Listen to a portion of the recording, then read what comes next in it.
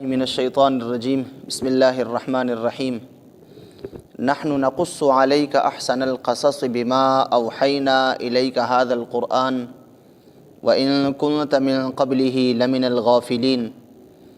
اذ قال یوسف لأبیہ یا ابت انی رأیت 11 کوکبا والشمس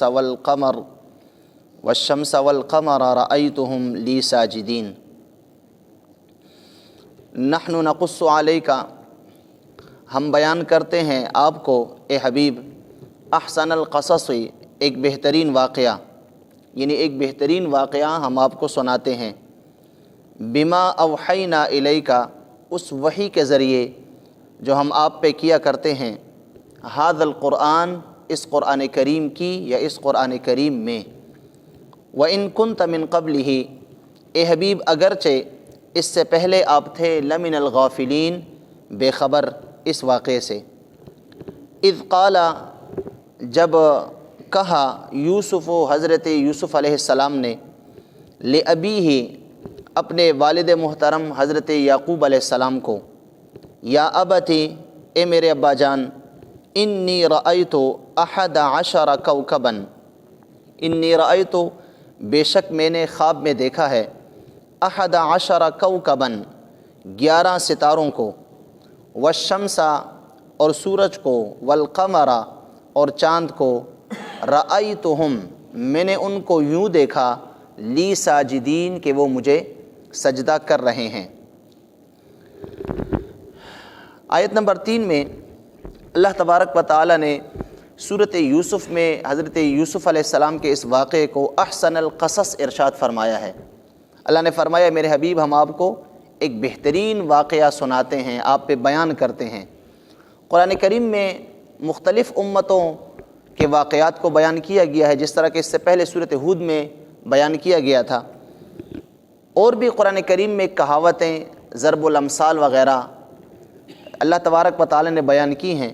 لیکن تمام واقعات میں حضرت یوسف علیہ السلام کے واقعے کو اللہ نے احسن القصص فرمایا ہے۔ احسن القصص کا معنی ہے تمام واقعات میں بہترین واقعہ،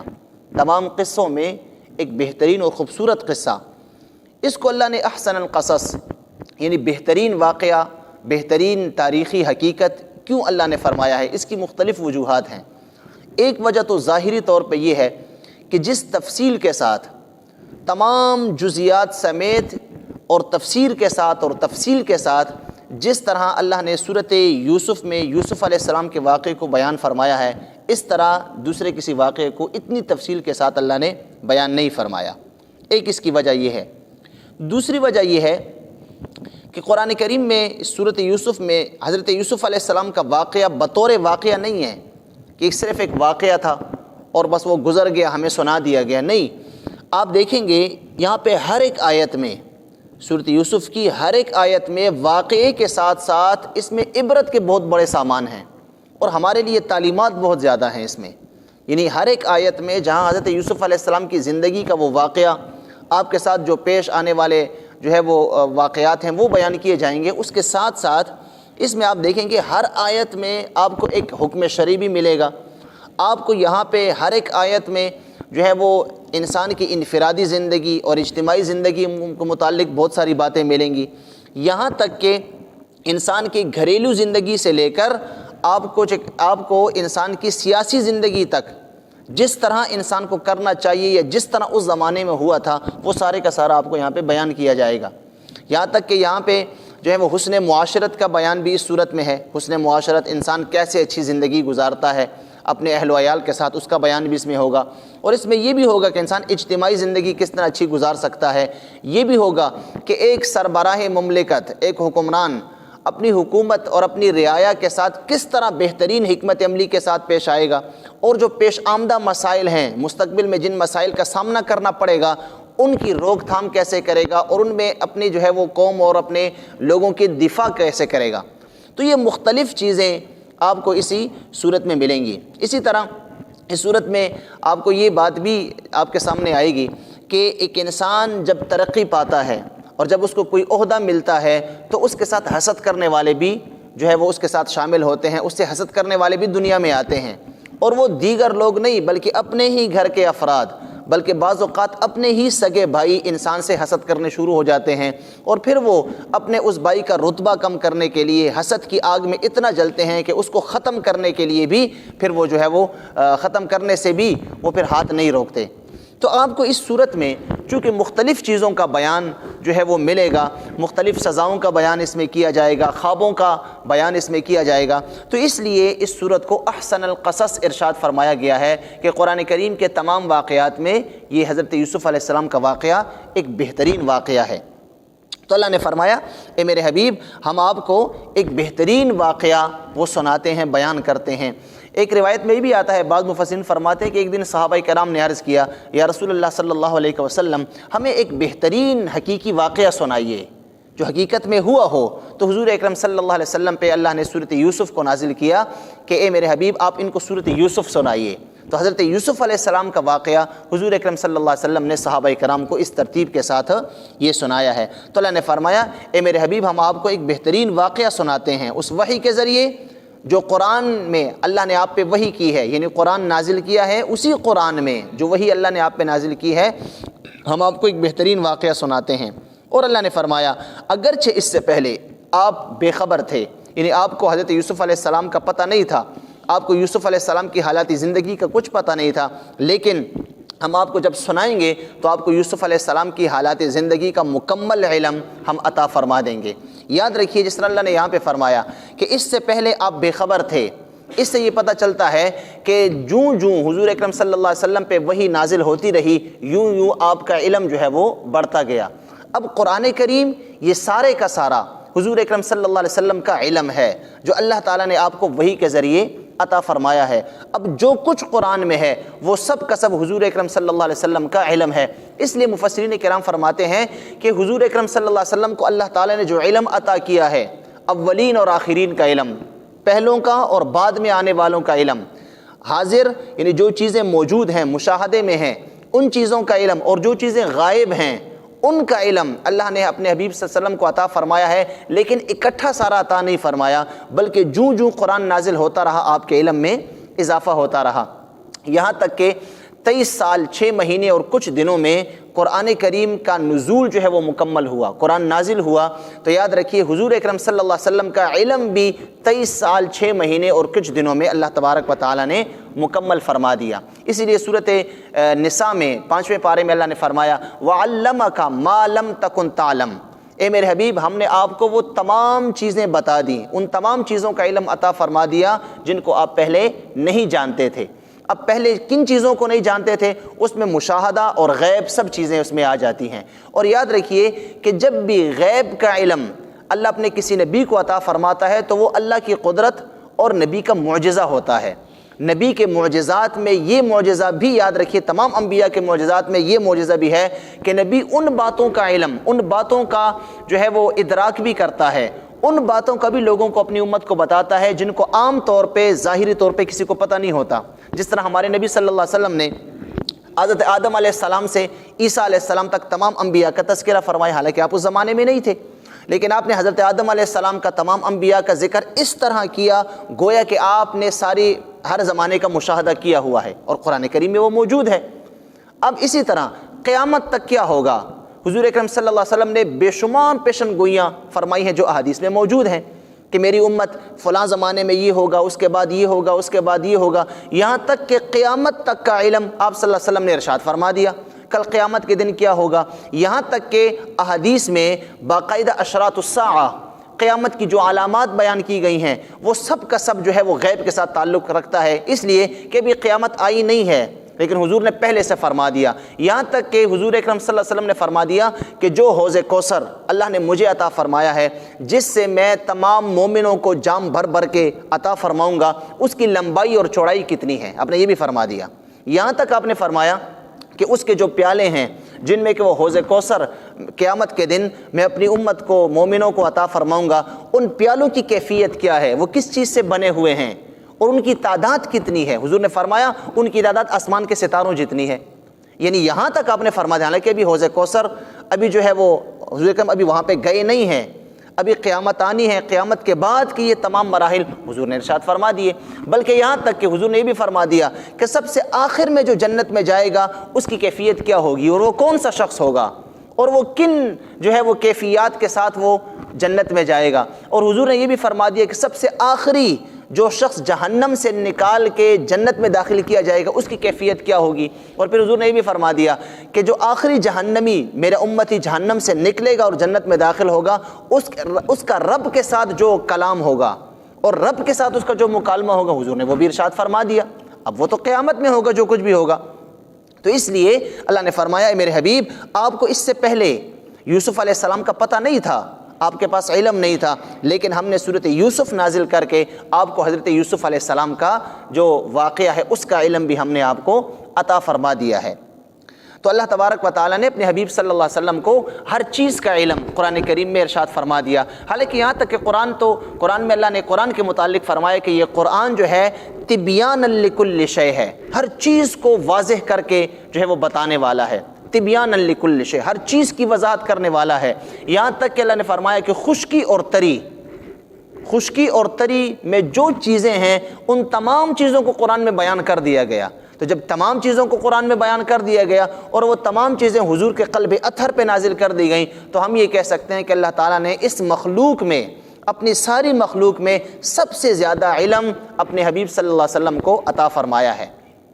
اس لیے اللہ نے فرمایا عالم الغیب فلا یظہر علی غیبہ احدا، غیب کے علم اللہ کسی کو نہیں دیتا، ہاں الا من ارتضی من رسول، لیکن اللہ اپنے رسولوں میں سے جسے چاہتا ہے اسے پھر دے دیتا ہے۔ تو اس لیے سب سے زیادہ علم اس کائنات میں، اس مخلوق میں اللہ نے اپنے حبیب صلی اللہ علیہ وسلم کو عطا فرمایا ہے۔ لیکن یاد رکھیے پھر بھی اس کے باوجود بھی حضور کا علم اللہ کے علم سے برابر نہیں ہے، آپ کے علم کے برابر نہیں ہے۔ کیوں؟ وہ اس لیے کہ حضور اکرم صلی اللہ علیہ وسلم کو علم اللہ نے عطا فرمایا ہے اور اللہ کو کسی نے عطا نہیں کیا۔ اللہ تعالیٰ کا علم ذاتی ہے اور حضور کا علم عطائی ہے۔ اللہ تعالیٰ کا علم جو ہے وہ نہ ختم ہونے والا ہے، اسے غیر متناہی کہتے ہیں، نہ ختم ہونے والا، اور حضور اکرم صلی اللہ علیہ وسلم کا علم وہ متناہی ہے، وہ ختم ہونے والا ہے۔ اللہ کے علم کی ایک جو ہے وہ کوئی حدود نہیں ہے کہ کہاں سے کہاں تک ہے، لیکن ہمارے نبی صلی اللہ علیہ وسلم کے علم کی حدود ہیں، وہ وہاں سے لے کر وہاں تک ہے۔ تو اس لیے یاد رکھیے اس میں شرک وغیرہ کا کوئی شائبہ نہیں ہے، شائبہ شرک کا، بلکہ حقیقت میں شرک اس وقت ہوتا ہے جب کہ ایک انسان، ایک مسلمان یہ عقیدہ رکھے کہ جس طرح اللہ کا علم ہے اسی طرح کسی نبی کا علم ہے، یا اسی طرح کسی ولی کا علم ہے، اور وہ اپنے علم میں اسی طرح مستقل ہے جس طرح کہ اللہ ہے۔ جس طرح کہ اللہ کو کسی کی ضرورت نہیں ہے اس طرح اس کو بھی کسی کی ضرورت نہیں ہے، ذاتی علم ہے، تو پھر یقیناً یہ شرک ہے۔ اللہ تعالیٰ ہمیں شرک سے بچائے۔ لیکن جو شخص عقیدہ صحیح رکھتا ہے اور وہ اللہ کی عطا سے سب کچھ جو ہے وہ بیان کرتا ہے، اور قرآن و سنت میں اس کے بے شمار دلائل موجود ہیں، لہٰذا اگر کوئی شخص حضور اکرم صلی اللہ علیہ وسلم کا علم عطائی علم مانتا ہے اور حضور کے علم کی حدود مانتا ہے اور یہ کہتا ہے کہ حضور اپنے علم میں اللہ کے محتاج ہیں، تو اس وقت جو ہے وہ شرک کا کوئی شائبہ نہیں ہے، بلکہ حضور کے علم کو اللہ کے علم سے کوئی نسبت ہی نہیں ہے کہ اس میں ہم کوئی جو ہے وہ اس میں برابری کر سکے، کوئی بھی شخص کوئی نسبت ہی آپس میں نہیں ہے، کیونکہ جب ایک خالق ہے دوسرا مخلوق ہے، ایک دینے والا ہے دوسرا لینے والا ہے، اور ایک جو ہے اس کا سب کچھ ذاتی ہے، اس کی صفات سب کے سب ذاتی ہیں، اور وہ اپنی مخلوق کو صفات عطا کرتا ہے، اور مخلوق میں اللہ کے نبی برگزیدہ مخلوق ہیں اور پھر اس میں ہمارے نبی سب سے افضل و اعلیٰ ہیں، تو لہٰذا حضور اکرم صلی اللہ علیہ وسلم کو جتنی صفات دی گئی ہیں وہ سب کی سب اللہ کی عطا سے دی گئی ہیں، لہٰذا ان کا اللہ کے ساتھ کوئی جو ہے وہ موازنہ نہیں ہے۔ تو اللہ نے فرمایا میرے حبیب آپ کو اس سے پہلے یوسف علیہ السلام کے قصے کی خبر نہیں تھی۔ اب یوسف علیہ السلام کا واقعہ جو اللہ تبارک و تعالیٰ شروع فرماتا ہے اس کی ابتدا اس خواب سے کرتا ہے جو حضرت یوسف علیہ السلام نے یہ خواب دیکھی تھی، اور ایک محتاط روایت کے مطابق حضرت یوسف علیہ السلام نے یہ خواب 12 سال کی عمر میں دیکھی تھی، جب آپ کی عمر ابھی 12 سال تھی آپ نے یہ خواب دیکھی، اور اس خواب کو اپنے والد گرامی حضرت یعقوب علیہ السلام کو بیان فرمایا، اور پھر اس صورت کے آخر میں آئے گا اس خواب کی تعبیر جو نکلی، وہ تعبیر خواب دیکھنے اور تعبیر کے پورا ہونے میں تقریباً 40 سال لگے۔ 40 سال بعد حضرت یوسف علیہ السلام نے اس خواب کی تعبیر کو پایا ہے، وہ تعبیر انشاءاللہ پھر آخر میں آئے گی۔ تو اللہ نے فرمایا حضرت یوسف علیہ السلام نے اپنے والد گرامی سے ایک دن عرض کی، اور یاد رکھیے اس سے پہلے کہ حضرت یعقوب علیہ السلام کے 12 بیٹے تھے، کل میں نے عرض کی تھی، ان 12 بیٹوں میں سے حضرت یوسف علیہ السلام آپ کو بڑے پسند تھے۔ ایک قلبی لگاؤ، جس طرح کہ انسان کے اولاد ہوتی ہے، اس کی جو ہے وہ بیٹیاں بھی ہوتی ہیں، بیٹے بھی ہوتے ہیں، اگرچہ حقوق تمام ادا کرتے ہیں، تمام کے لیے باپ کی اور ماں کی حیثیت ایک جیسی ہوتی ہے، ماں باپ کی نظر میں تمام بیٹے یکساں ہوتے ہیں، لیکن دلی محبت بعض اوقات کسی ایک سے ہوتی ہے۔ اس کے لیے ضروری نہیں کہ وہ خدمت کرتا ہو یا اس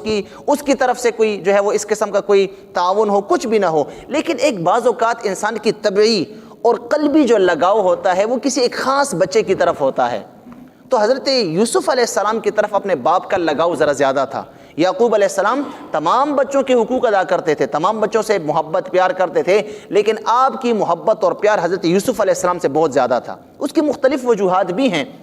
لیکن سب سے بڑی وجہ یہ ہے کہ حضرت یوسف علیہ السلام، حضرت یعقوب علیہ السلام کو علم تھا کہ حضرت یوسف علیہ السلام میرے 12 بیٹوں میں سے ان کو نبوت دی جائے گی، یہ اللہ کے نبی ہیں، اور نبی تو پیدائشی نبی ہوتا ہے، اور نبی کے اندر جو صفات ہوتی ہیں یاد رکھیے وہ شروع دن سے ہی نبی کی صفات ہوتی ہیں۔ ایسا نہیں ہوتا کہ نبی بچپن میں عام بچوں کی طرح ہو اور بعد میں اس میں نبوی صفات آ جائیں، نہیں، نبی جو ہوتا ہے وہ پیدائشی نبی ہوتا ہے، ازل میں اس کو نبوت دے دی گئی ہوتی ہے۔ اس لیے نبی اپنے بچپن میں، اپنے لڑکپن میں، اپنی جوانی میں ان تمام صفات کا حامل ہوتا ہے کہ جو صفات لوگوں کی نظر میں محمود ہوتی ہیں اور لوگوں کو وہ اچھی لگتی ہیں۔ نبی کے متعلق کوئی ایسا نہیں کہہ سکتا کہ اس کا بچپن اچھا نہیں گزرا، اس کا لڑکپن اچھا نہیں گزرا، اس کی جوانی اچھی نہیں گزری۔ اللہ تعالیٰ اپنے نبی کو کسی بھی عمر کے حصے میں اس طرح نہیں بناتا، کوئی ایسی صفات کہ اللہ تبارک و تعالیٰ ان کو متحمل نہیں کرتا کہ جو بعد کی زندگی میں ان پہ کوئی حرف لا سکے۔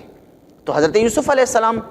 چونکہ پیدائشی نبی تھے اور یعقوب علیہ السلام بھی نبی تھے، تو نور نبوت جو ہے اس سے حضرت یعقوب علیہ السلام جانتے تھے کہ میرے اس بیٹے کو نبوت جو ہے وہ دی گئی ہے اور میرے بیٹا نبوت کا اعلان کرے گا، یہ اپنے زمانے کا نبی ہوگا۔ تو اس حوالے سے بھی آپ کا لگاؤ حضرت یوسف علیہ السلام سے کچھ زیادہ تھا۔ تو ایک دن حضرت یوسف علیہ السلام آئے، 12 سال کی عمر ہے، ابھی جو ہے وہ بچپن ہے، 12 سال کے ہیں، تو آپ آئے اور آپ نے عرض کی، اے میرے ابا جان، میں نے رات کو ایک خواب دیکھا ہے۔ باپ نے پوچھا یعقوب علیہ السلام نے، اے یوسف علیہ السلام کیا خواب دیکھا ہے؟ تو عرض کی، اے میرے ابا جان، میں نے رات کو خواب دیکھا کہ 11 سجدے،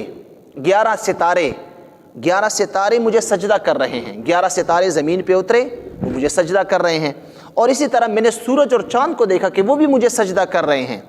میں نے رات کو یہ خواب دیکھا ہے۔ تو حضرت یعقوب علیہ السلام نے اس خواب کی تعبیر تو نہیں بتائی، یاد رکھیے تعبیر آپ نے نہیں بتائی، تعبیر خود ہی سورۃ یوسف کے آخر میں آئے گی، لیکن حضرت یعقوب علیہ السلام نے صرف اتنا کہا کہ اے میرے بیٹے، کل کی آیت میں آئے گا کہ آپ اپنا یہ خواب بس میرے تک ہی رکھنا، کسی اور کو بیان نہ کرنا، خاص کر اپنے بھائیوں کو بیان نہ کرنا۔ کیوں کہ وہ پہلے سے ہی آپ سے بڑا حسد کرتے ہیں، میری زیادہ لگاؤ اور محبت کی وجہ سے یہ نہ ہوا کوئی نقصان اس قسم کے خواب کی وجہ سے نہ پہنچ جاتے۔ اس کا بیان انشاءاللہ پھر کل کریں گے، لیکن حضرت یوسف علیہ السلام نے یہ خواب دیکھا، اس کی تعبیر آخر میں پوری ہوئی، اور یہ خواب کیا تھا؟ 11 ستاروں سے مراد آپ کے 11 بھائی تھے، 11 ستارے جو آپ کو سجدہ کر رہے ہیں اس سے مراد آپ کے 11 بھائی، اور سورج سے مراد آپ کے والد حضرت یعقوب، اور چاند سے مراد آپ کی والدہ، آپ کی ماں۔ تو گویا کہ آپ کی خواب کی تعبیر یہ تھی کہ اے یوسف علیہ السلام، آپ کے ماں باپ اور آپ کے باقی 11 جو بھائی، جو اس میں آپ کے سگے بھی ہیں اور سوتیلے بھی ہیں، یہ سب کے سب بھائی آپ کو سجدہ کریں گے۔ اب کس طرح سجدہ کریں گے؟ اس سے مراد حقیقی سجدہ بھی ہے، حقیقت میں وہ آپ کو ایک دن سجدہ کریں گے جب بھی ہوگا، اور سجدہ انسان اس وقت تک نہیں کرتا جب تک کسی کو اپنا بڑا نہ مان لے۔ اور چونکہ پچھلی شریعتوں میں سجدہ جائز تھا، پچھلی شریعتوں میں تعظیم کے لیے سجدہ یہ جائز تھا، ہماری شریعت میں سجدہ منع ہے۔ تعظیم کے لیے اگر کوئی ادب کے لیے کسی کو سجدہ کرتا ہے تو یہ حرام ہے، گناہ کبیرہ ہے، کسی کے لیے سجدہ نہیں کرے گا، اور اگر عبادت کی نیت سے سجدہ کرتا ہے تو پھر شرک ہے۔ لیکن پچھلی امتوں میں جو ہے وہ سجدہ تعظیم اور ادب کے لیے سجدہ بڑوں کو کیا جاتا تھا۔ تو اس کی ایک تعبیر یہ بھی تھے، اور دوسری اس کی بہترین تعبیر یہ ہے کہ آپ کے یہ 11 بھائی اور آپ کے والد اور آپ کی والدہ یہ آپ کے سامنے تواضع کریں گے، عاجزی کریں گے، اور جو دین آپ کو ملے گا اس دین کی اتباع کریں گے۔ یہ 11 کے 11 بھائی اور آپ کے والد اور آپ کی والدہ یہ حضرت یوسف علیہ السلام کے تابع ہوں گے، اور حضرت یوسف علیہ السلام جس طرح کہیں گے یہ اسی طرح کریں گے۔ تو یہ اس خواب کی تعبیر تھی جو کہ 40 سال بعد مکمل ہوئی۔ اللہ تعالی ہمیں بھی سمجھنے اور عمل کرنے کی توفیق عطا فرمائے۔